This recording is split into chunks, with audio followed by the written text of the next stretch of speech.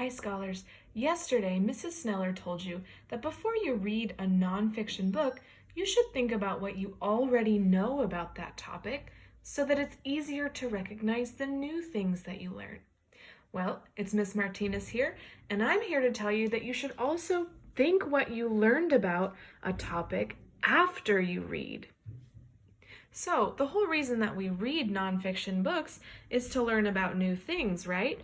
Well, in order to help you remember better, when you're done reading the book, it's important to think about the new facts you learned.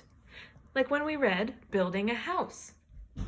What did you learn about building a house that you didn't already know? Well, I'm going to show you what new things I learned after reading this book. I learned that the people who make the floor are called carpenters. And I underlined the word carpenters to help me remember that new word. I also learned from that book that the person who puts in wires is called an electrician.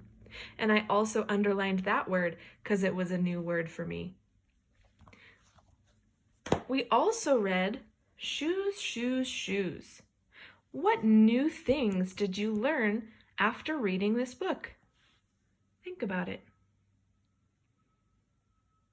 Well, I'm going to show you what I learned from shoes, shoes, shoes. I learned that there are special shoes for climbing up ice. I didn't know that people who climbed ice needed special shoes. I also learned there are special shoes for riding a horse. And I drew a picture to match my new fact.